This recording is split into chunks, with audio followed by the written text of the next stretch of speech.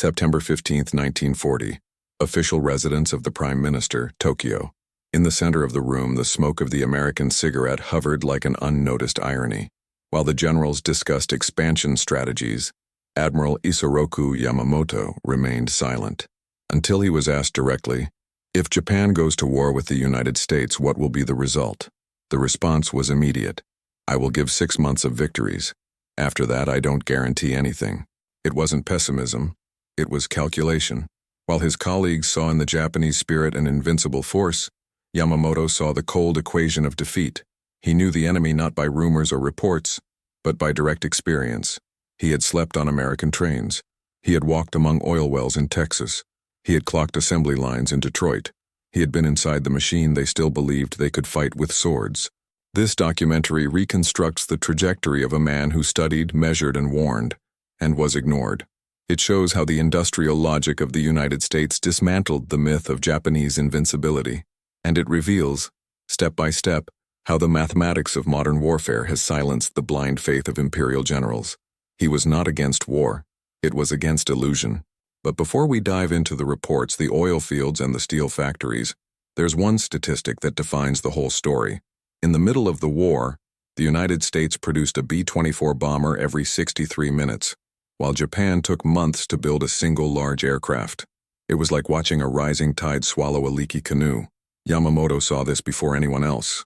In 1926, he calculated that America, once mobilized, would become a continuous production force, fueled by domestic oil and powered by uninterrupted assembly lines. He did not foresee war. He foresaw its inevitable consequence. If you value history told based on facts, archives, and strategic memory, leave the like and subscribe. This helps this channel keep alive the truth behind the decisions that changed the century. Isoroku Yamamoto was born on April 4, 1884, in Niigata Prefecture, in the far north of Japan. The youngest son of a poor family, he was given the name Isoroku, which in Japanese means 56, in reference to his father's advanced age at the time. He grew up in the midst of scarcity, often feeding on sweet potatoes and barley, which would later stand in stark contrast to the glut he would witness in the American oil fields. From an early age, he demonstrated discipline and unusual intelligence, characteristics that led him to the Imperial Naval Academy of Japan, where he quickly excelled. In 1905, as a young officer, he fought in the Battle of Tsushima, the greatest Japanese naval triumph against the Russian fleet. During the fighting, he was hit by shrapnel and lost 2 fingers on his left hand. This episode became a symbol of his military loyalty, but also the point at which he began to question the myth of Japanese spiritual superiority. Yamamoto noted that Japanese victory in that war was only possible because Russia was facing an internal revolution and needed to project power for thousands of miles. For him, it was not the Japanese soul that won, it was the strategic circumstances. This reading would distance him from the dominant discourse in the armed forces. While his colleagues saw Tsushima as the ultimate proof of Japanese invincibility, Yamamoto saw a heated warning. This sense of critical observation was expanded in 1916, when he was formally adopted by the Yamamoto family, a common practice for social advancement, and soon received a scholarship to study in the United States. For many, it was a diplomatic opportunity. For him, it would be an industrial pilgrimage. Before boarding, he put on record, "I want to see with my own eyes how they think, produce, and win." The crossing took him to a world that his generation would never have imagined. When he landed in 1919, he did not only find universities, he found refineries, railroads, steel mills, automated docks. Instead of diplomatic parties, he frequented technical libraries. Instead of social presentations, he toured oil fields. Japan still believed that it would win by spirit. Yamamoto was beginning to believe that modern warfare would be won by logistics, fuel, and spare capacity. His thirst for data intensified when he realized that Japan depended almost entirely on oil imported from the United States itself. In contrast, the American territory concentrated 65% of global production. In 1919, Texas alone extracted 378 million barrels per year. Meanwhile, Japan did not have even 1% of its own reserves. It was an industrial empire with thirsty tanks and no wells of its own. This asymmetry haunted him from the beginning, and it wasn't just in oil. By studying the data on steel production, Yamamoto discovered that, As early as 1920, the United States exceeded Japanese production by 12 times. During a visit to Bethlehem Steel in Pennsylvania, he observed electric furnaces producing naval armor in hours, which would take weeks in Japanese smelters. Technology, automation, and volume worked in sync. What Japan called the national will would not be enough in the face of that machine. And here, a fact that the Japanese High Command never took seriously. In 1920, American automobile production had reached 2.3 million units per year. Japan, in the same period, barely produced 5,000. In other words, for each Japanese car, the U.S. produced more than 450. Yamamoto understood what this meant. The same workers and factories that produced cars could, in weeks, produce military trucks, airplane engines, or artillery parts. This was the real mobilization. Not spiritual, but industrial. A chain that starts with mining and ends on the battlefields. If you were also surprised by this statistic, comment now. Logistics wins. Because that's exactly what Yamamoto tried to warn. With each new number, his conviction grew. Japan, isolated, under-resourced, and surrounded by rigid beliefs, could never sustain a protracted war against a nation on a continental scale, self-sufficient in energy, and with a culture of technical adaptation. But this thought clashed directly with the doctrine of his colleagues. The Japanese High Command still preached that war is won with spirit and honor. Yamamoto answered with silence, maps, and calculations. In the first months of his stay, he created the habit of carrying notebooks in his pockets, in which he wrote down well yields, volume of molten steel per hour, and average time of assembly of an aircraft. His peers saw this as an obsession. He saw it as survival. In his view, the war would not be won by whoever had the most battleships, but by whoever could replace them faster, and replacement depended on oil, electricity, railroads, trained labor, and time. Precisely what Japan did not have. Yamamoto's personal life also revealed this duality. Although loyal to the emperor and the military hierarchy, he maintained habits that scandalized the traditionalists. He drank coffee instead of tea, read American magazines, played poker with foreign officials, and most of all, asked questions. For an empire accustomed to absolute answers, this was dangerous.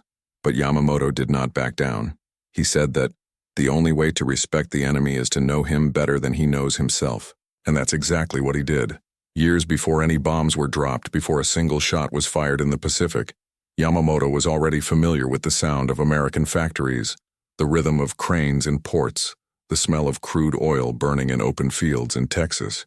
He knew that behind the Americans' laid-back appearance there was a cold, mathematical, and uninterrupted gear, a sleeping colossus that, if provoked, would transform its patience into production, its tranquility into mobilization, and its abundance into overwhelming military strength. But his colleagues still believed that the war would be won by fury, by tradition, by courage. Yamamoto knew she would be won by tonnage, and what he was about to see in Detroit, with his own eyes, was not just a factory. It was the foretaste of the future that no Japanese admiral wanted to see. When Isoroku Yamamoto first landed on American soil in 1919, he did not carry weapons, but he did carry questions. Appointed naval attaché in Washington and later sent as a fellow to Harvard, he was officially a diplomat, but in practice he acted as a silent observer. Harvard, for the children of the Japanese elite, was a prestigious destination, where they learned parlor English and the formalities of the West. But Yamamoto wasn't there to socialize. While other students practiced elegant conversation and wrote letters in polished English, he hid in technical libraries and engineering auditoriums. He observed more than he spoke. His notebook grew by the week, filled not with poetry or philosophy, but with assembly line schematics, oil refining rates, railroad data, and production flows. It was as if every screw, every rail, and every ton cast in the United States became, for him, pieces of a larger puzzle. Gradually, Yamamoto understood the true face of America. Not the land of fiery speeches or movies, but a continent organized by efficiency, powered by fossil fuels, and disciplined by deadlines. In Cambridge, where Harvard University was located, he walked between colonial buildings with his gaze fixed between the lines. When he was not in class, he traveled on weekends to factories outside Boston. He visited Worcester Works, which specializes in metal laminates. He asked for access to productivity charts, He observed the use of electricity in continuous lines and was impressed by the low loss of material, something very rare in Japanese industry, still dependent on manual processes and unstable boilers. Later, in 1920, he used his diplomatic licenses to visit steel mills in Pennsylvania and coal mining fields in West Virginia. It noted the average loading time of each wagon, the number of workers per shift, the thermal yield per ton burned. While Japan spoke of bravery and honor, Yamamoto spoke of tonnage, heat, and energy conversion. Their reports grew. They were no longer simple observations. They were projections. If the United States mobilized only 30% of its industrial capacity, it could produce more battleships in 1 year than Japan did in 5. If their railway lines were adapted for military transport, they could move troops from coast to coast in 4 days, something unthinkable in the Japanese archipelago. And if they turned their car factories into tank assembly centers, they could equip an entire army in a few months. This was not a theoretical view. It was a mathematical finding. Yamamoto was not only analyzing the factories, but the social structure behind them.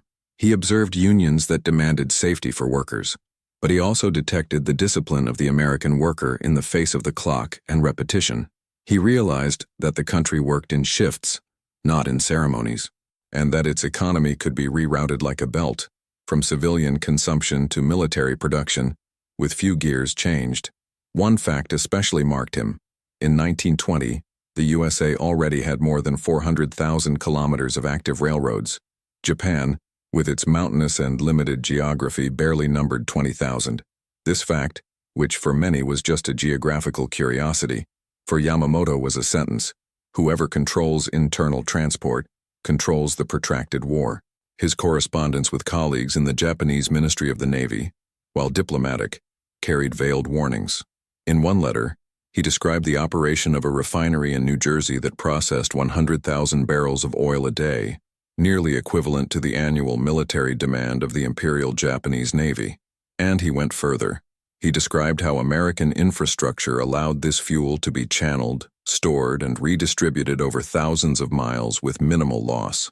Where Japan stored invulnerable tanks and transported by slow ships, the Americans operated as an automated logistical organism. It was a structural difference, and a fatal one. At diplomatic conferences, Yamamoto watched in silence the speeches of the Japanese generals themselves about the strength of the soldier's spirit. They were beautiful words. But what he saw on the docks, on the rails, in the silos, and on the cranes was something else. The strength of the concrete, the steel, the engine, a silent force that did not use uniforms, but gears. Once, at a seminar in Chicago, he heard an industrialist say, "Let's not prepare for war, just organize our production. The rest will come naturally."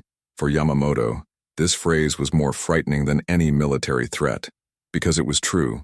In the following months, it intensified its data collection. He visited naval bases, talked to engineers, read all the numbers from Ford, General Electric, Standard Oil, and he came to a conclusion that would haunt his entire life. Japan could start a war, but it could never sustain one. And worse, his military elite was not ready to hear this. Back at Harvard, he immersed himself in economics, business, and engineering books. While the other attachés went on sightseeing tours, Yamamoto studied efficiency curves, turbine performance, torque limits, and resistance of metal alloys. He wrote everything down. He ate little. He slept badly. He walked through the night with papers in his pocket. His colleagues called him an eccentric, but he was just trying to understand, on his own, how a nation could face, and win, what was brewing there. An unhurried giant, but with infinite reserves. A machine without emotion, but with absolute planning. And what he didn't know yet was that a few miles away in Detroit, something was being born. Something that would change everything. An assembly line that would not only manufacture cars, but the entire destiny of the 20th century. In 1921, Yamamoto boarded an overnight train bound for Michigan. Its destination was not a naval base, nor a university. It was a factory. More precisely, the Ford complex in Highland Park, in Detroit. At first glance, the city looked like a living organism. Constant smoke in the sky, horns, sirens, and a cadence of work that seemed to know no rest. But it was when he entered the assembly line that he understood, for the first time, that he was facing a silent revolution, more powerful than any armada. He saw 20,000 workers distributed in millimetric shifts, each with a specific function, repeated hundreds of times a day. It saw engines fit into chassis in 45 seconds. He saw treadmills driving parts like arteries of a mechanical body. He saw cars leaving ready every 2 minutes. And above all, he saw the workers themselves leaving the factory, driving the cars they had just assembled. This, for a son of feudal Japan, was a shock. In the empire, the automobile was still a general's item, an emperor's luxury. There, it was a popular product. Yamamoto noted, Americans produce machines like Japan grows rice. But the phrase hid something deeper. In Japan, rice is cultivated with rituals, tradition, and sacrifice. At Ford, the machine is assembled with precision, repeatability, and efficiency. It was a different mentality, more practical, less symbolic. On the same day, he walked around the back of the factory, talked to supervisors, and asked for access to production data. What he discovered left him silent. In 1920 alone, Ford produced 950,000 vehicles, nearly twice as many as all the military trucks Japan would build during World War II. And the scariest thing, Ford could change the function of its assembly line in a matter of days. It was enough to change the molds, redirect the flow, and change the purpose. The same conveyor belt that produced cars in a war situation could produce ambulances, tractors, light tanks, ammunition trucks. It wasn't just industry, it was flexibility. And flexibility, in modern warfare, is worth more than tradition. Yamamoto understood that while Japan was preparing for battles, the U.S. was preparing to sustain campaigns, that Americans did not see war as a ritual of honor, but as a process of management, and that made all the difference. Production was just one aspect. The other was energy. The Highland Park plant operated with full electric lighting, automated ventilation, and internal generators. Each section had its parts supply network. Each employee received specific training. Turnover was high, but replacement was instantaneous. There were reserve lists, training programs, salaries for productivity. Yamamoto noted that the time between error and correction in American industrial processes was less than 12 hours. In Japan, a design flaw could take weeks to be discussed in a committee. That was the difference. In the U.S., error was part of the process. In Japan, it was a shame. And who can't make mistakes? It cannot evolve. In his letters to the Japanese Naval High Command, Yamamoto used careful metaphors to avoid censorship. He described the assembly line as a ship that sails non-stop, where each worker is an instrument-coordinated rower, and where the captain is replaceable.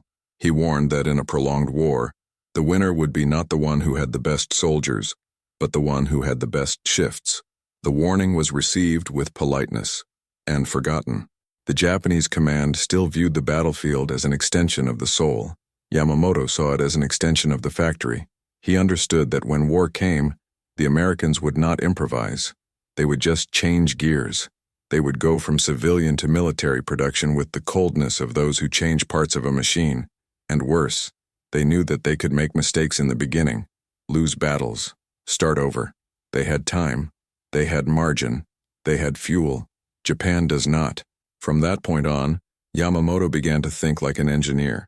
Each battle plan he imagined was accompanied by calculations of replacement, fuel consumption, wear and tear of parts, logistical distances. He realized that Japan would go to war with finite resources, operating at the limit, hoping to win quickly. But the United States could struggle for years and grow stronger every month. When visiting other factories in the region, such as Packard and General Motors, he confirmed that the Ford model was replicated in scale. Detroit was no exception. It was the norm. An entire city synchronized with production, transport, and redistribution. The tracks connected the factories to the ports, ports to railway hubs, the lines to energy, energy to the workers to the products, and everything, absolutely everything, could be redirected. Yamamoto left Detroit with a bitter certainty. The war that many still saw as a fleet duel would actually be a warehouse war. Victory in battles would be decided much earlier, in the industrial plant. Years later, when his predictions began to come true with surgical precision, a German officer would write in his diary, "We thought America was a slow, distracted, decaying giant, but we forget that his muscles are made of steel, and that she knows how to manufacture like no one else." And what Yamamoto hadn't seen yet, it was the black gold that fed all this. Because while Detroit was building machines, Texas was extracting the fuel that would give life to the greatest military force in history. In 1922, in the merciless Texas heat, a Japanese admiral without a uniform walked through dusty fields with a notebook in his pocket and dust in his shoes. It was not an official mission. There was no ceremony, just curiosity and a gut feeling. Isoroku Yamamoto traveled alone to the oil fields between Beaumont and Houston, after listening to engineers commenting at Harvard about the rivers of black gold that supplied modern America. What he found exceeded any estimate. A single well at Spindletop, in operation since 1901, still extracted about 80,000 barrels a day. This was more than the weekly consumption of the entire Japanese empire. It wasn't just abundance, it was excess. Refineries operated 24 hours a day, lit by electrical towers and connected by miles of piping that carried oil, gas, and byproducts to rail and port terminals. And what shocked Yamamoto most was not his production capacity. It was his contempt for what he, as a Japanese military man, considered an absolute strategic resource. Natural gas, for example, was simply burned in perennial flames, considered waste. For Japan, that would be a reason for war. For Texas, it was just disposal. He walked through storage tanks with millions of gallons of refined fuel, interviewed workers who earned more in a week than an imperial sailor did in a month, and noted tanker train supply times. An entire train was loaded in less than an hour. Yamamoto understood at that moment that Japan would not face only an industrial power. It would face an energy powerhouse. And there was no battle plan capable of reversing this. American oil wasn't just raw material. It was mobility, replacement, range. It was the ability to sustain aircraft carriers, long-range planes, fleets in continuous motion. From then on, he began to design the war not as a dispute of naval forces, but as a consumption equation. He wrote in his diary, "Each Japanese ship consumes more than we are capable of extracting. Every battle we win now will be paid for with defeat later. Oil is the blood of modern warfare, and America swims in it." The irony of this story is that the solution was before everyone. It was enough to observe. But in Japan, generals were still making plans as if they were in the 19th century, hoping that courage and surprise would be enough. Meanwhile, the U.S. had known reserves of more than 4 billion barrels, road and rail redistribution systems, and direct access to Latin American markets. Japan, in turn, imported 90% of its oil, 80% of it from the United States itself. When Yamamoto warned that any blockade would lead to the logistical collapse of the imperial fleet in less than a year, he was again ignored. They preferred to call him a defeatist, but he just did the math. In one of his confidential letters, Yamamoto compared American power to a power plant, silent, constant, and merciless. And it didn't stop at crude oil. The refineries produced aviation gasoline, marine oil, industrial lubricants, gear greases, solvents, and plastic derivatives, all fundamental elements for modern warfare. Without them, engines wouldn't turn, planes wouldn't fly, ships wouldn't sail. It was like facing an army that produced its own blood, while Japan had to import it in vials. What impressed him above all was the absence of scarcity. In the U.S., the war could last for years, and they would still have fuel. In Japan, any protracted conflict would require colonial looting, desperate invasions, and severe internal rationing. The superiority was not only in the volume, but in the tranquility with which the Americans handled their resources. They didn't seem in a hurry. They did not prepare urgently. They just knew that when they needed it, they would be ready. If you are enjoying unraveling these facts and reconstructing the war through the eyes of numbers and logic, show your support, like, and subscribe. This helps us to continue revealing what many ignore, and that some prefer to forget. Yamamoto left Texas with the conviction that the conflict, if it occurred, would not be decided at sea, but in the depots, refineries, underground gas tunnels, and roads that carried power to the ports. But there was still one piece on the board that he hadn't fully understood: the power to turn that energy into an attacking force. And this transformation happened hundreds of meters from the ground, where the machines that would redefine war flew. Upon landing in Ohio, Yamamoto did not seek monuments or military advice. He was looking for factories. And he found something more impressive than any battleship he had ever commanded: gigantic hangars, where aluminum parts were folded by hydraulic arms, radial engines tested on metal tracks, fuselages being towed from one shed to another with almost choreographed precision. I was in Dayton, visiting the Wright Aeronautical Plant, which was beginning to transform paper airplanes into real military vectors. What he saw there, once again, dismantled the conviction of his colleagues in Tokyo. While Japan invested colossal sums in the construction of superships, the United States trained young engineers to design entire squadrons. Yamamoto observed a wind tunnel test session where prototypes were evaluated in real time by electrical sensors, a technical luxury that does not exist in Japanese industry. Still hostage to artisanal intuition, it has seen the assembly of motors with air cooling technology, lower weight, and higher specific power. And once again, he didn't just see the planes, he saw the system. For each aircraft, there was an invisible production chain, one that started in the bauxite mines, passed through the aluminum refineries, and ended in the engine shops, fueled by oil and supplied by railroads. Nothing was improvised. It was a technical ecosystem, a warlike organism in the making. The Americans weren't building airplanes. They were building the capability to make airplanes at scale. And that difference, for Yamamoto, was everything. The data confirmed what his eyes did not want to accept. In 1926, the United States had produced 200 military aircraft. Japan, just over 200, and still largely dependent on French or British engines. Japanese aviation was brave but artisanal.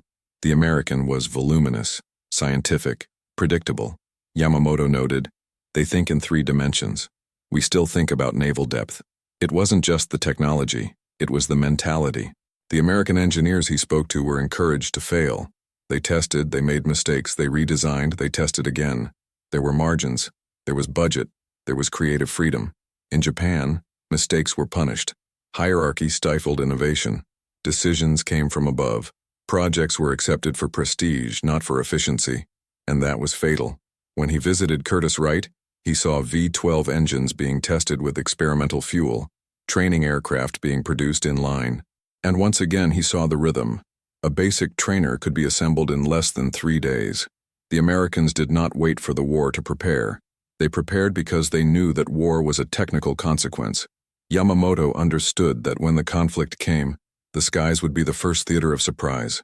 Americans would fly higher, farther, and faster, not for bravery, but for fuel, aerodynamics, and replacement. With each new visit, his conviction grew. Japan had already lost the air war before it even began, and no one wanted to listen.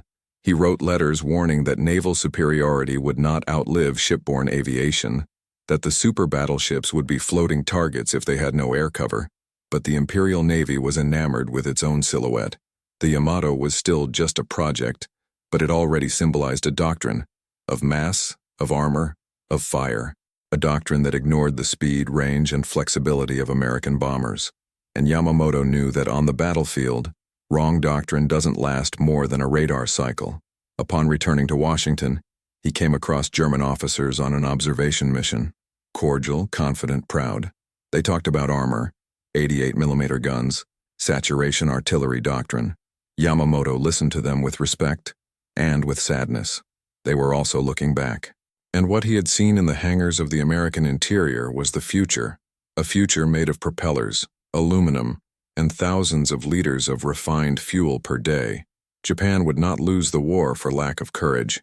He would lose by betting on the past, while the Americans drew the sky. And what Yamamoto didn't know yet is that, in a shed in Kansas, a new generation of bombers was beginning to take shape. Machines with transcontinental reach, designed not only to win battles, but to end wars. Between 1925 and 1927, in the discreet rooms of the Japanese embassy in Washington, nightly poker matches took place between diplomats, military personnel, and attachés. At first glance, it was just leisure among officers. But for Isoroku Yamamoto, every hand revealed a strategy, every bluff told a story, and every losing play was a window into the soul of his future enemy. He did not gamble for addiction or pastime. He played for study. He watched how Americans dealt with risk, not with reverent caution as the Japanese did, but with statistical audacity. They took risks because they knew they could lose, and try again. This logic, apparently banal in the game, reflected what he saw in the factories, in the refineries, in the hangars. The American was not afraid of error. He included it in the equation. In contrast, the Japanese saw error as dishonor, as moral failure. Yamamoto noted that in poker, the American bluffs with conviction but folds with dignity. He loses a hand, reevaluates, comes back with redoubled force. This, for him, was the exact reflection of the U.S. war doctrine. Test, fail, adjust, override. Resilience didn't come from the spirit. It came from the structure. It was the courage that is born from replacement. On one night, after losing a sequence of hands, an American officer smiled and said, "It's okay. I have more chips than time." The phrase was recorded. In that room lit by table lamps and bourbon glasses, Yamamoto understood something that no military treaty had explained. The U.S. would not win by tactics, but by margin.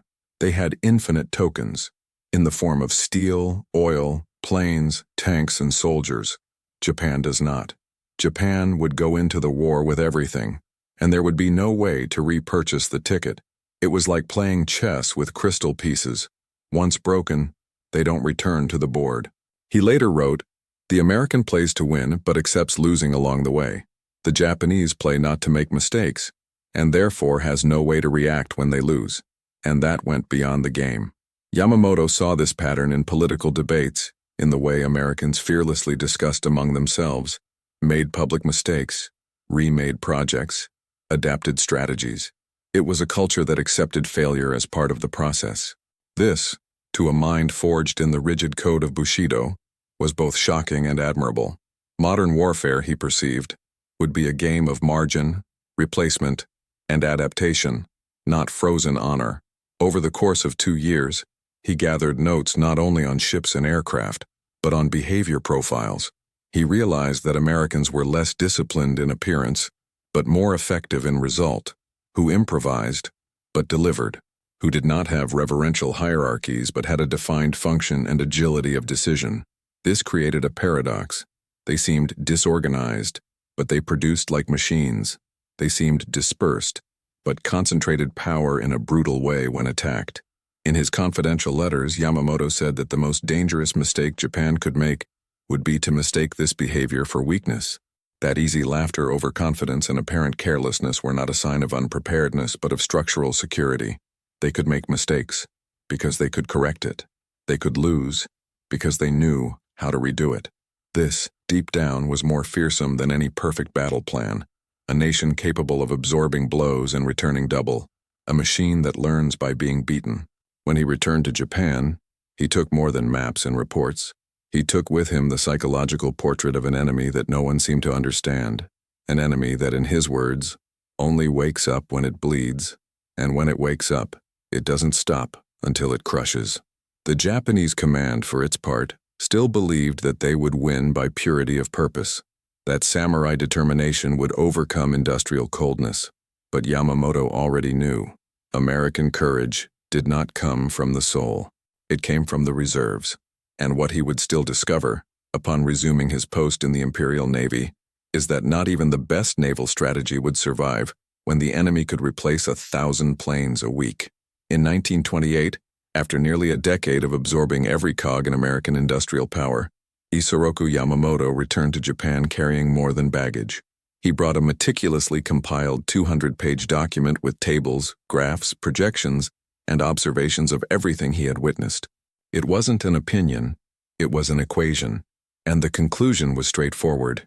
A war against the United States could only be won if it lasted less than 6 months. After that, the volume, replacement, and range of the American machine would turn any initial tactical superiority into operational irrelevance. His report, titled Strategic Study on the Industrial and Energy Potential of the United States, was circulated among Imperial Navy officers to frosty reception. They admired his dedication but detested his conclusions. Yamamoto had calculated, for example, that in a total war scenario, the U.S. would be able to produce more than 100,000 aircraft in 3 years. In contrast, Japan's estimated maximum capacity, under continuous effort and with all colonial resources mobilized, was less than 15,000 in the same period, a disparity of almost 7 times. Even worse, Japanese aircraft engines still relied on licenses or copies of Western designs. The Navy didn't want to listen. Its leaders were fascinated by the Yamato project, by the doctrine of the decisive naval duel, by the metaphors of the samurai spirit projected on floating steel. Yamamoto's report dismantled this narrative with graphs. It showed, for example, that the average replacement time for an American destroyer, in the event of a loss in combat, was 90 days. In Japan, it exceeded 220 days. It showed that the U.S. had the rail capacity to mobilize 5 armies on 3 simultaneous fronts. Japan, due to its geography and limited tracks, could barely sustain 2 without logistical collapse. What's more, it exposed the oil consumption of each class of ship and how long Japan could operate them before exhausting its reserves. It was a technical countdown, but the reaction was not adaptation. It was contempt. A vice admiral wrote in the margin, "Commander Yamamoto's problem is that he believes too much in numbers and too little in the spirit." Another, harsher, said, "It's Americanized. He should serve in Washington, not Tokyo." The report was shelved, literally, buried in a bureaucratic vault as an inconvenient theoretical exercise. Rather than triggering reforms, warnings, or reassessments, it served only to cement Yamamoto's reputation as a brilliant pessimist, someone useful to think about, but dangerous to lead. And with that, the tragedy took shape, because institutional blindness was not just theoretical, it was operative. The Japanese High Command sincerely believed that its moral and naval superiority could contain the American giant, that a decisive blow at Pearl Harbor would paralyze the response, that fear, distance, and cultural fragmentation would make war untenable for the U.S. Yamamoto already knew that this was an illusion. A German officer, years later, reading translated excerpts from the report, would have a shock. In 1942, after seeing the first waves of Shermans and P-47s arriving in Europe, he declared, "They told us that the Americans were slow, unprepared, fat, and lazy. But no one told us that they could build 50,000 tanks like someone filling a market shelf." For those who are watching and were surprised by these numbers, say in the comments, "Absolute power," or "Logistics wins." These 2 words sum up what was ignored. Yamamoto that year did not ask to win. He asked to postpone, to avoid the mistake of provoking those who could fight for a decade without stopping. But he was silenced, and while his warning turned to dust in the archives, a new cycle of military planning began, this time with clear goals: to conquer oil in Southeast Asia, consolidate naval dominance in the Pacific, and provoke the United States into a quick war. The detail is that, in the mathematics that Yamamoto had calculated, each of these goals, it was a fatal mistake, and the first step in this chain would be taken with torpedoes launched in Hawaii. In September 1940, in a stuffy room at the Imperial Navy headquarters in Tokyo, a select group of officers gathered to discuss the unthinkable, a direct war against the United States of America. Outside, newspapers glorified the expansion of the empire. Inside, the air was cut off by cigarette smoke, pin maps, and dangerous assumptions. When asked about Japan's chances of an all-out confrontation with the U.S., Admiral Isoroku Yamamoto replied with the calm of those who have already lost before the start, "If they tell me to fight, I will give them 6 months of victories. After that, I don't guarantee anything." It was a warning. It was a sentence. And he was ignored. His interlocutors preferred to focus on the first part of the sentence, the 6 months of victories, as if the second half had not been said. As if the logistical, industrial, and energy abyss that Yamamoto calculated 15 years ago were just a defeatist footnote. But for him, it was mathematics. In those same months, as the wings of war grew in the Pacific, Yamamoto wrote technical papers, gave restricted lectures at naval academies, and drafted private letters warning that modern warfare was a matter of resupply, not heroism. In one of his texts, he compared the Japanese empire to a shining torch. It illuminates brightly at first but consumes everything it has very quickly. And yet, he was appointed commander of the combined fleet, not out of confidence in their doctrine, but out of fear of what would happen if they took it away. Yamamoto was viewed with suspicion by radical nationalists. His critical stance, his command of the English language, his prolonged stay in the USA, all made him a target. Keeping him in charge was a way to shield him and to control it. The irony was closed. The man who knew most about the inevitability of defeat would now lead the charge that would start the war, a strategist who saw numbers where others saw glory, a mathematician among romantics, and he knew every Japanese victory at the beginning would only be the fulfillment of his prophecy. Because the calculation was clear, the U.S. had not yet mobilized its full industrial capacity. They had not yet turned the engine of war. But when they did, the numbers would be relentless. Planes every 5 minutes, tanks every 20, one bomber per hour. In 1941, a few months before Pearl Harbor, Yamamoto confided to a colleague, "We can burn down their house, but they have mines, steel, trains, and time. We have matches." And the moment the Japanese planes cut through the sky over Hawaii, he knew the countdown had begun, not to victory, but to the very confirmation of what he had always feared. Because while Japan celebrated the temporary destruction of a docked fleet, the U.S. already had replacement plans, and soon thousands of escort ships, Liberty freighters, and serial bombers would emerge from the ground like a forest of steel, ready to sweep across the Pacific. What Yamamoto didn't already know was that one of these bombers would take his name as a target. On the morning of December 7, 1941, while the sun had not yet touched the Pacific, a Japanese fleet was advancing in absolute silence over the waters surrounding Hawaii. At the heart of this operation, designed with mathematical precision, was the man who had warned against it the most. Isoroku Yamamoto didn't believe in victory. He believed in chance. And yet, it was he who signed the plans for the most daring attack in modern naval history. Pearl Harbor was not, for Yamamoto, an act of conquest. It was a strategic bluff, a psychological blow, a desperate effort to buy time. He knew he couldn't destroy American power, but he could try to cripple it for months. He bet on two factors: surprise and hesitation. If it could slow the American response, perhaps Japan would be able to consolidate its gains in the Pacific and force a negotiation. But from the first hours after the attack, Yamamoto understood that something had gotten out of hand, not in the technical field, but in the moral field. The operation had been tactically perfect. 353 planes launched in 2 waves, 8 battleships hit, hundreds of aircraft destroyed on the ground, more than 2,000 dead. A success, in the words of the Navy, but a tragedy in Yamamoto's calculations. The American aircraft carriers, the real targets, were not there. The oil installations which supported the entire Pacific Fleet were left intact, and the most serious, the emotional impact of the attack, instead of undermining American morale, multiplied it. The blow to national pride did not break the will, it ignited the fury. In the words of a congressman heard by Yamamoto through diplomatic reports, "They woke us up, and we will not rest until they are in ashes." In the evening, back in the command room, Yamamoto received the first reports from American intelligence. In less than 12 hours, Congress had approved the declaration of war almost unanimously. Images of the attack were in all the newspapers. The nation he had known as scattered and tolerant was now unified around a single goal: to destroy the empire of Japan. It was the beginning of the nightmare he had predicted 15 years earlier. Japan had won the first leg, and with it, lost the game. Because behind the scenes at Pearl Harbor, the dice were already moving. Over the next few days, the Richmond and Newport News shipyards doubled shifts. The production of Liberty ships would jump from 1 per month to 3 per week. The Boeing, Douglas, and North American hangars went into continuous rhythm. The Japanese attack did not demobilize American industry. He activated it like a volcano. In the words of a Ford chief engineer, "We are not going to respond with speeches. We will respond with steel." And they answered.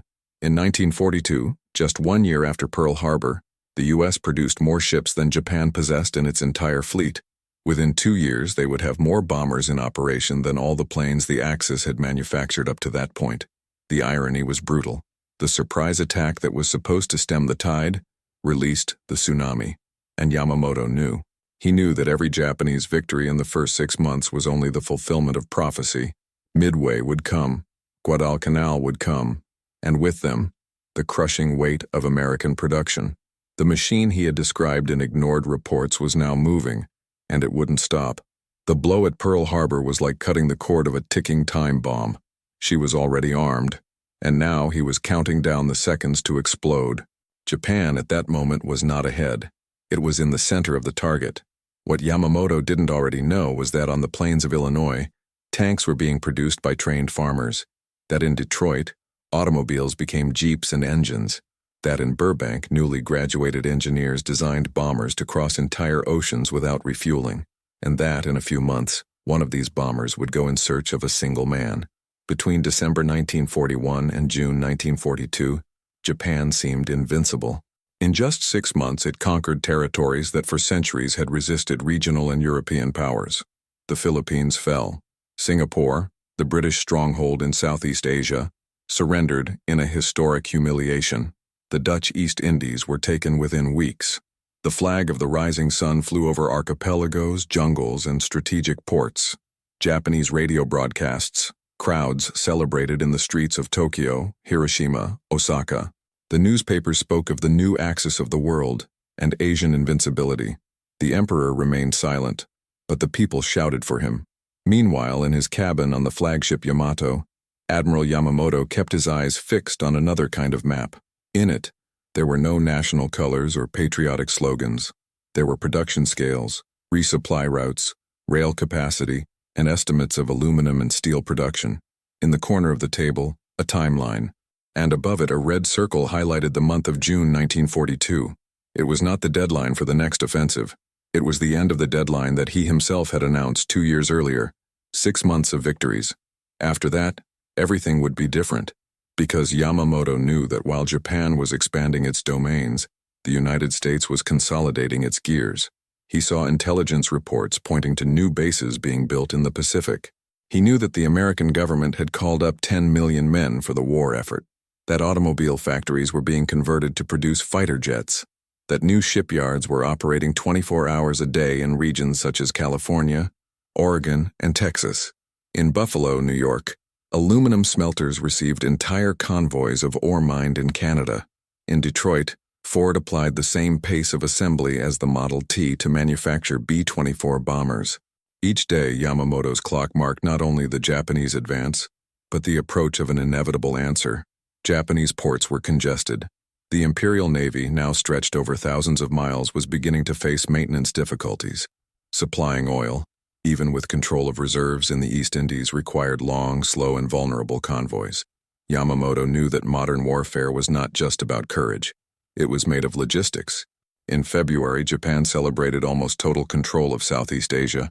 In March, it celebrated the partial destruction of the British fleet in eastern waters. In April, he extolled the Zero planes as invincible fighters. But Yamamoto did not celebrate. On the contrary, each new victory consolidated his anguish, because he saw in them only consumption, and not replacement, via expansion, but not support.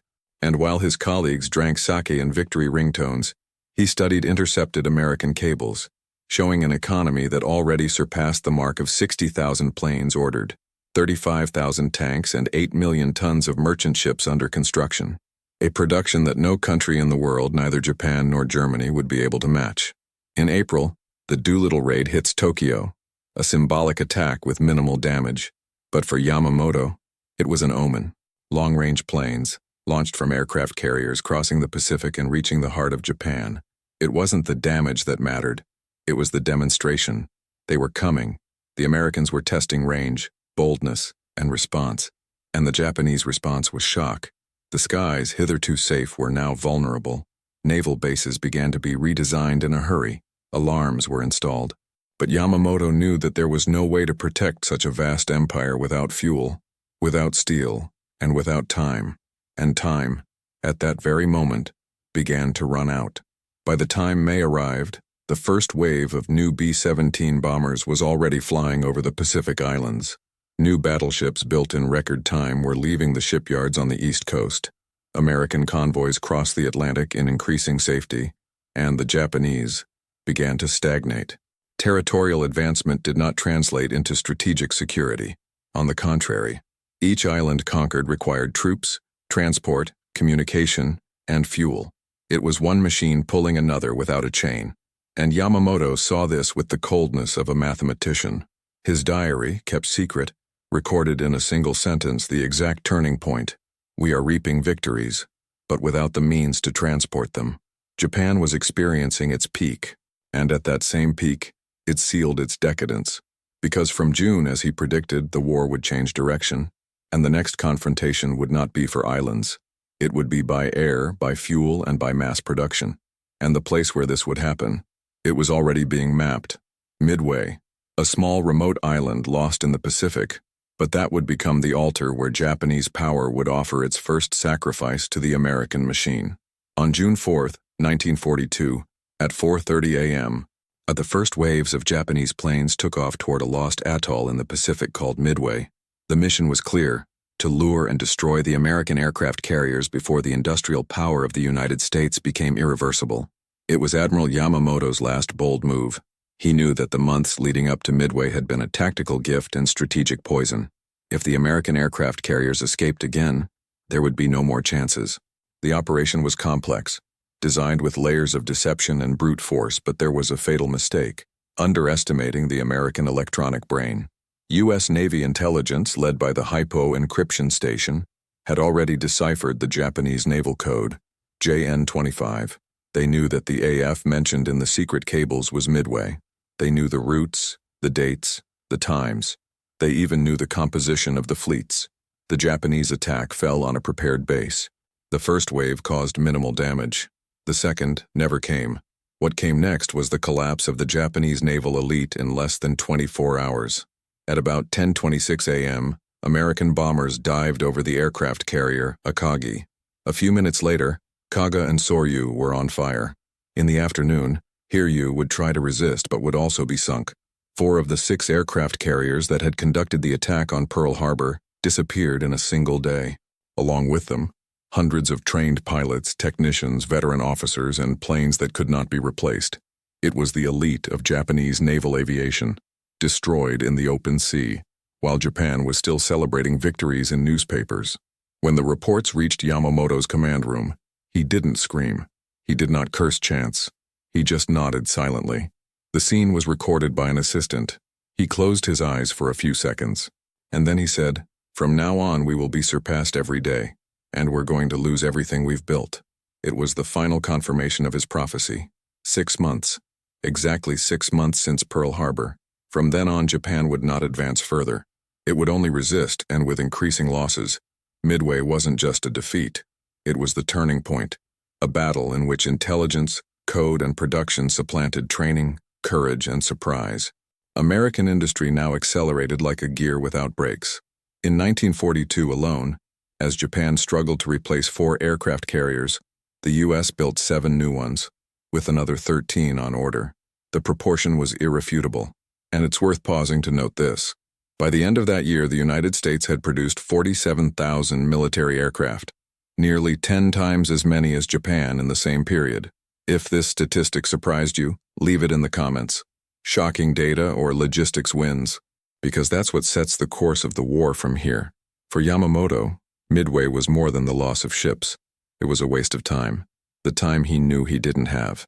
The time that Americans were buying with steel, oil, and workers. For every 0 killed, 3 Hellcats would spawn. For every Japanese submarine sunk, 10 destroyers would be launched overboard. For each advancing division, 2 armored columns would emerge from the American interior. What would come next would not be more war. It would be a continuous industrial crush. Japan would still fight with bravery and ingenuity. But the war, in its strategic sense, was over that day. What remained was the path to the end. And on that way, there would be another battle on an island called Guadalcanal. And in it, for the first time, Japan would be forced to retreat. From July 1942, what had once been a prediction became a concrete reality. The United States had awakened, and with it, its industrial machine. The reports reaching the Japanese high command were no longer only troubling, but absurd. The country that Yamamoto had visited as a silent observer was now turning into an assembly line of war on an almost mythological scale.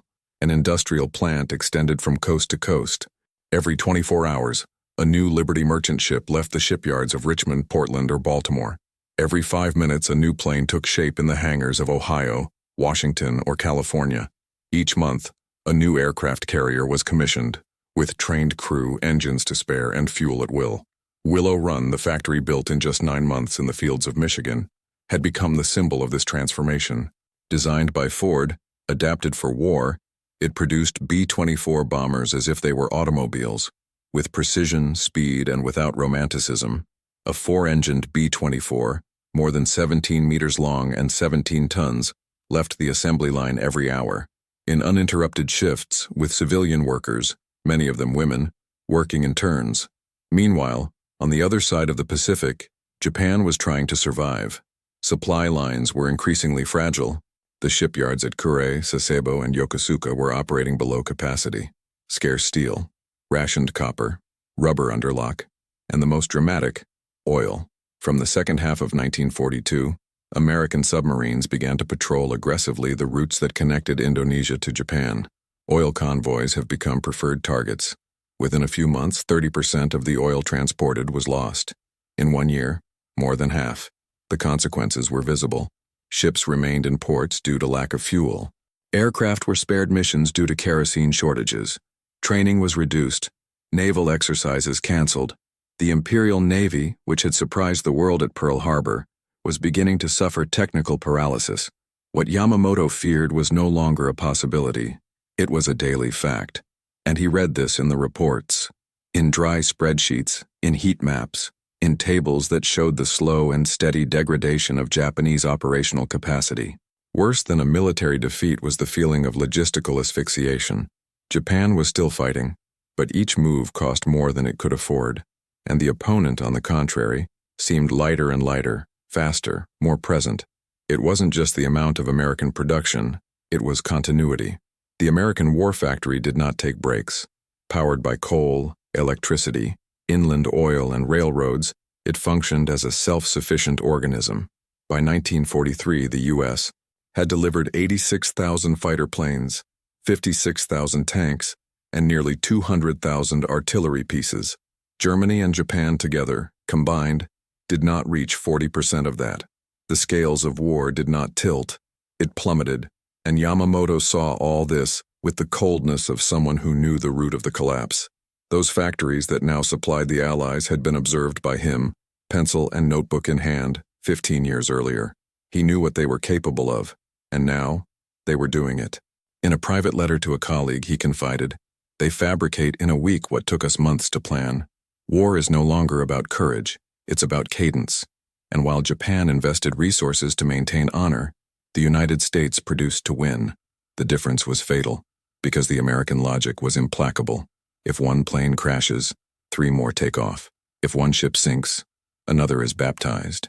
If one base is attacked, 2 are expanded. Repetition was the strategy.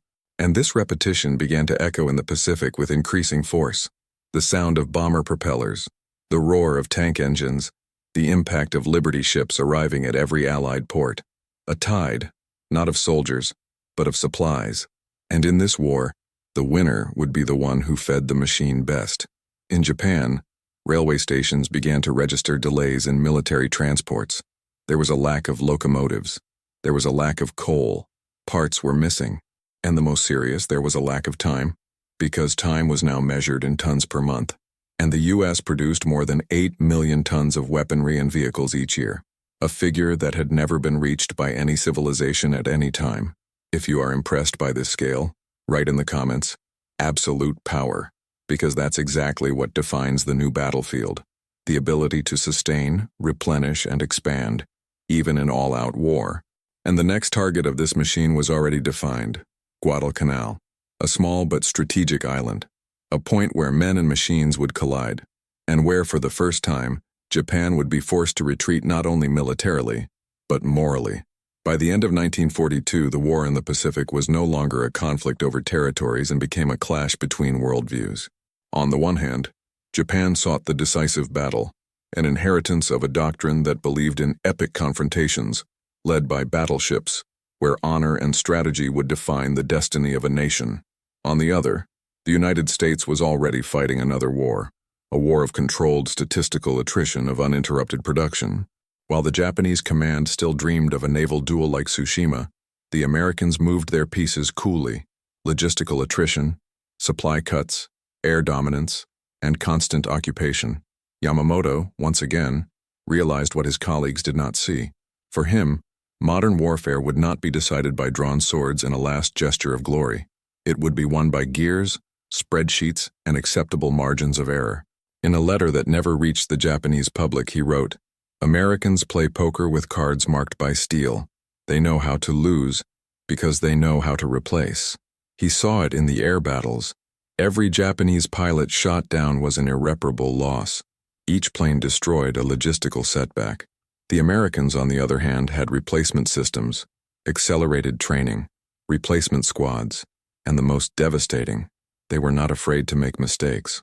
The Japanese doctrine was based on the perfection of the first blow, in honor of the accurate attack. The Americans, by contrast, could fail 5 times and hit the 6th with full force. Japan romanticized sacrifice. The United States standardized victory. This doctrinal chasm was evident on Guadalcanal. During 6 months of combat between August 1942 and February 1943, the island became a grinder of men, planes, and ships, but also a tactical laboratory. The Japanese fought with unparalleled bravery, launching night offensives, banzai attacks, precision bombardments. But each mistake cost more than they could afford, and the mistakes piled up. Japanese logistics failed. There was a lack of food, ammunition, fuel. Supply boats were sunk before reaching the coast. Troops were dying of tropical diseases and starvation. Meanwhile, the Americans set up airstrips, unloaded tons of supplies, brought in fresh reinforcements, all under bombardment, but with guaranteed replacement. When Japan abandoned Guadalcanal, it didn't just lose one island. It has lost the psychological grip on war. It was the first time he had retreated in the face of a technically superior enemy, who did not seek glory, but functionality. It was the collapse of an ideology. The war would not be won in a final gesture. It would be won by continuous compression, by progressive occupation, by number. And the numbers, once again, were on the American side. By 1943, the United States would produce more than 96,000 military aircraft. Japan, less than 17,000. This disparity made each aerial duel a matter of time. A Japanese pilot could be an ace, but their targets appeared in bands of 50. American industry had turned combat into repetition, and the repetition was invincible. More than tanks and ships, it was the American concept of war that crushed Japan. A war without end until submission, without honor, but with purpose, without classical heroism, but with absolute efficiency. Yamamoto understood, but his colleagues still hoped for a miracle, and that miracle would never come. Psychological warfare, which began in poker, was now visible on the battlefield, a cold machine against a culture that bled for symbols. And in the Japanese high command, there was still an unanswered question: how to defeat an enemy that fights not for honor, but for functionality. The answer was on the horizon, and it would come not with more battles, but with bombings on an industrial scale. The American machine now targeted the cities. April 1943. The Pacific seemed quiet, but in the underground corridors of American intelligence, the silence had been broken. Cryptographers at Hypo Station, the same ones who decoded Midway, intercepted a vital message. Admiral Isoroku Yamamoto, commander of Japan's combined fleet, was to make an inspection visit to Bougainville and Balale Islands. It would be an air trip, discreet, in a G4M Betty, escorted by Zero fighters. The American response was instantaneous, mathematical, and merciless. They called the mission Operation Vengeance. A squadron of P-38 Lightning fighters was chosen for the attack. They were fast, long-range aircraft, manufactured in-line by Lockheed workers, the same industry that Yamamoto had studied in technical magazines 20 years earlier. Each of those fighters was the fruit of the logistical chain that the Admiral had tried to describe in his ignored report. Californian aluminum, mass-produced engines, pilots trained in centers with a production schedule of flight hours. The planes departed from Guadalcanal, flying for almost 1,000 kilometers in absolute radio silence, calculated down to the second, with metered fuel for round trip.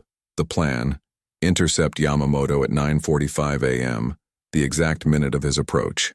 At 9:43 a.m., American radars picked up Betty. At 9:47 a.m., the plane began to fall into flames. None of the occupants survived. The Admiral's body was found hours later, still with his uniform lined up, his hand on his sword and a poem folded in his pocket. There were no screams, not even a last message. He died as he lived, lucid, disciplined, and aware of the fate that the country itself chose to ignore. The operation that killed him was a brutal microcosm of modern warfare, deciphered by analysts, planned by mathematicians, executed by Texan fuel-powered fighters, guided by coordinates generated on calculating machines. Everything Yamamoto tried to warn about, the supremacy of production, intelligence, speed, converged there on his last morning. He was not shot down by just one missile. He was struck down by a doctrine, for a model of war that he knew, but that his homeland refused to accept. The irony of this story is that the answer was in front of them. If you're enjoying unraveling these facts, show your support. Like and subscribe so we can bring you more in-depth content. Because this story is not over yet. Yamamoto's death did not seal the end of the war, but symbolized the definitive turnaround. Japan has lost its tactical brain, and the American machine, unopposed to the height, would now advance on the Japanese industrial heartland. The next target was already set, and the destruction would come from the sky, in bombers that he also predicted, and that would now appear by the thousands. After Yamamoto's death, a strategic vacuum took hold of the Japanese high command. The man who had balanced rationality with loyalty had been replaced by more dogmatic, more impulsive, and above all, more blind figures. Without his presence, there was no longer the voice that warned about the equation of defeat. In its place, an almost mystical rhetoric gained space. The Japanese spiritual force began to be exalted as a solution to industrial disparity. Data gave way to faith, and faith does not supply ships. With Yamamoto's absence, decisions were made based on honor, not logistics. The war plan became less technical and more desperate. While the United States accelerated production with geometric precision, Japan plunged into suicidal romanticism. Kamikazes began to be trained. Doctrines of redemptive sacrifice became official. It was the ultimate denial of what Yamamoto had tried to prevent, that a modern war is won not with bravery, but with gears, fuel, and calculation. From 1943 to 1944, the U.S. doubled its armaments production. The statistics are brutal. In 1944 alone, American industry produced more than 96,000 planes, 29,000 tanks, 2,700 ships. In contrast, Japan struggled to maintain the basics. Its factories were constant targets. Its rail infrastructure was crumbling, and shortages of raw materials were already compromising even munitions production. The Japanese commanders knew this, but preferred to ignore it. They bet on the final battle, on the last duel, on the unbreakable spirit. Meanwhile, the Americans did not even consider decisive battles. They considered volumes. They calculated margins of error. They replaced losses with reserves, and they advanced like a tide. Yamamoto's absence revealed the internal fragility of the Japanese military structure. His letters, found after the war, are an intimate portrait of this isolated lucidity. In one of them, written in November 1942, he says, "We are children who stole candy. While we celebrate, the adult prepares the punishment." It was a cruel but accurate metaphor. The attack on Pearl Harbor had been audacious but also childish. It provoked a force that had barely awakened. And now, this force was organized with brutal discipline. The U.S. Navy didn't just rebuild itself, it multiplied. Essex-class aircraft carriers, heavy cruisers, destroyers, submarines, refinery-fueled convoys that Yamamoto had met firsthand. Japan, on the other hand, has begun to recycle damaged ships, reuse damaged engines, dismantle old planes to reuse aluminum. It was absolute scarcity. And in this scenario, the remaining leadership took refuge in discourses of purity, nationalism, and sacrifice. War had ceased to be a rational operation. It had become a ritual of death. With Yamamoto, Japan had a strategist. Without him, he was left with priests of destruction. And each decision from then on shortened the path to the abyss. While the United States set up floating factories on conquered islands, while its convoys crossed oceans with constant air protection, Japan tightened its belt of its own collapse. American leadership now relied on air, naval, technological, and doctrinal superiority, because I understood that war is not about dying better, it's about surviving more. In the next chapter, this difference would become even more visible, because the skies of Japan would begin to darken, not with clouds, but with B-29 bombers. By 1944, the war in the Pacific was no longer a contest for tactical superiority. It was an arithmetic execution on a continental scale. The American industrial machine, fully converted to war, reached numbers that seemed unreal, but were coldly calculated. 3 work shifts, 7 days a week, thousands of factories synchronized from coast to coast. By the end of that year, the United States had produced more than 300,000 planes, 500,000 trucks, 60,000 tanks, 141 aircraft carriers, and 33 million tons of merchant ships. Meanwhile, Japan was operating in a state of exhaustion. Its industrial park was bombed continuously. Its logistics chains were broken, and the shortage of raw materials eroded even the simplest projects. The contrast was not only brutal, it was fatal. For every Japanese plane shot down, the United States produced 10 replacements. For every ship sunk by the Japanese fleet, every victory celebrated with fanfare and honor, 3 new ships were put to sea. Within weeks, Japan lost more vessels than it could build in months. It was living proof of what Yamamoto had predicted in his letters and reports. The enemy would not win by military genius, but by material saturation. War ceased to be a conflict of strategies and became a logistical countdown. The Americans produced so much that they began to launch complete units with spare parts already built in.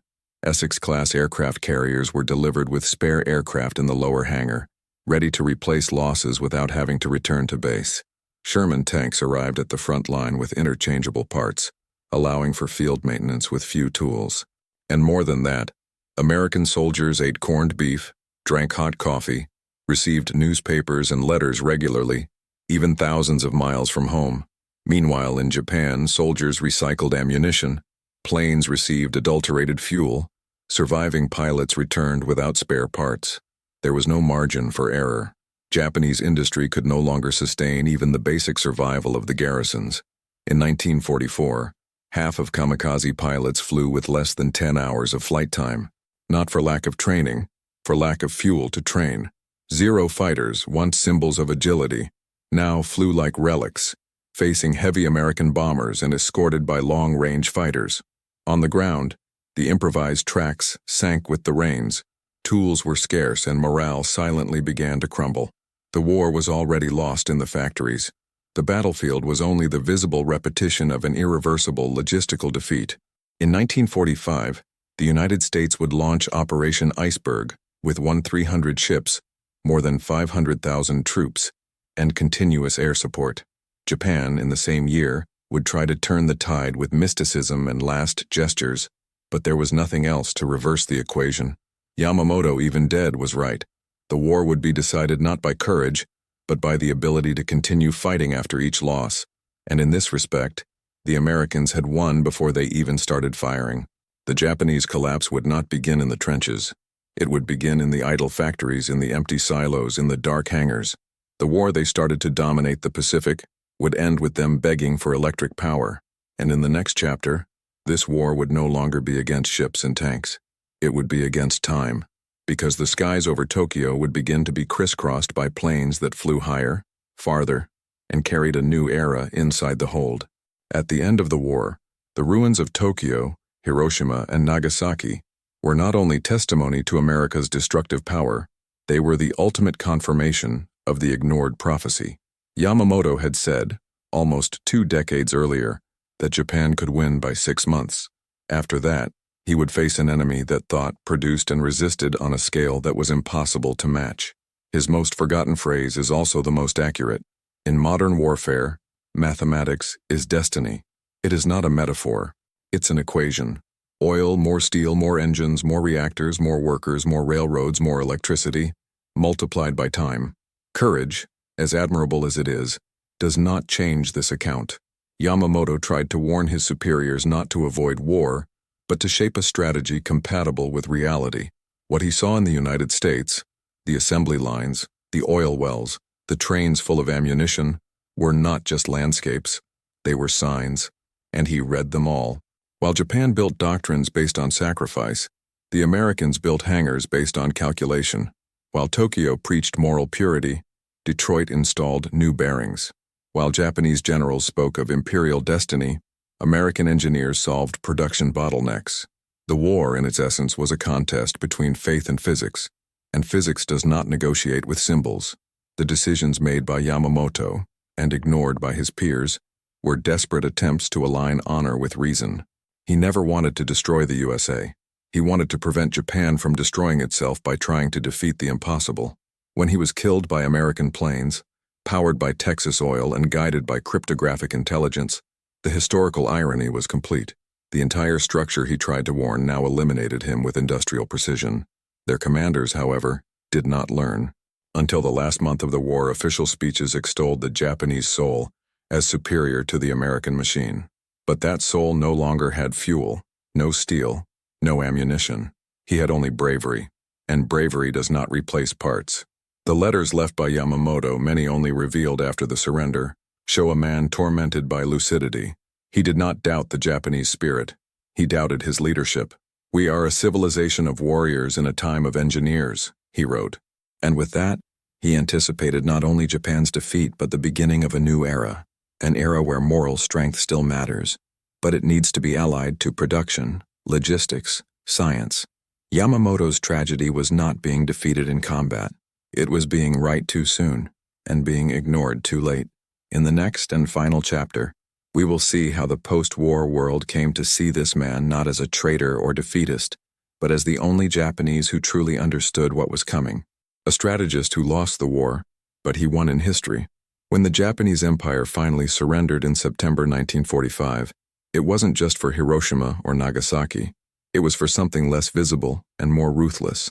The collapse of a doctrine that ignored the industrial reality of the 20th century. The war would not be won with courage, but with a cadence of production. It would not be fought with symbolic swords, but with steel, aluminum, and aviation manufactured on a mechanical scale. When American bombers began to rain down in waves over Japanese cities, they represented not only firepower, but the accumulated weight of millions of workers, tons of raw materials, and billions of gallons of fuel. Japan did not only lose on the field, he lost in the calculation. The thesis of this documentary proved to be absolute. Industrial power is not the support of war. It is war itself. Logistics determines the strategy. Production determines the destination. And mathematics, as Yamamoto said, is non-negotiable. The lesson is clear and cruel. In long-term conflicts, the tactic without industry is suicide. Bravery without replacement is ruin. And data denial is the deadliest of mistakes. Decades later, General Alfred Jodl of the Wehrmacht would sum it up with a bitter phrase: "We were defeated by trucks." If you value the story told with precision and depth, enjoy this video, subscribe to the channel and activate the bell. It helps us continue to reveal the facts that shape the world. And comment below, what was the most shocking fact you discovered on this journey? Because there are many others yet to be revealed. Don't go away yet. Listen to the next real story that will appear on the screen. Always remember, logistics determines strategy. Watch the next video here on the channel with another incredible story.